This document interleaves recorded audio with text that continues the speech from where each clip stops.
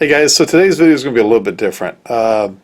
This is a video that I actually recorded last year while we were in Colorado. That was taken with my DJI Mavic Mini. Some of the family members took us out to this area called the Goblins.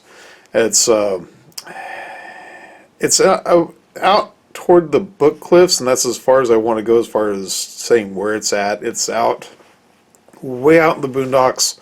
It's an area that it's fairly untouched, and it's kind of amazing because you'd think that the way things are anymore, people go out there and start messing stuff up. But this is fairly untouched, and that's the reason why I don't want to say where it's at exactly. But it's this amazing, like a rock formation. I think it's maybe sandstone, limestone. I'm not sure, but where it's washed down over the years, and they get the name Goblins because there's actually parts of it where it looks like there's a goblin holding rocks above its head. And it's kind of a weird looking area, but it's a really cool the way it looks.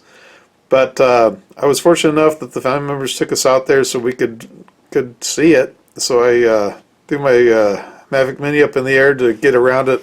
I didn't want to walk out among it or disturb it in any way, so I figured the drone was the best way of recording it.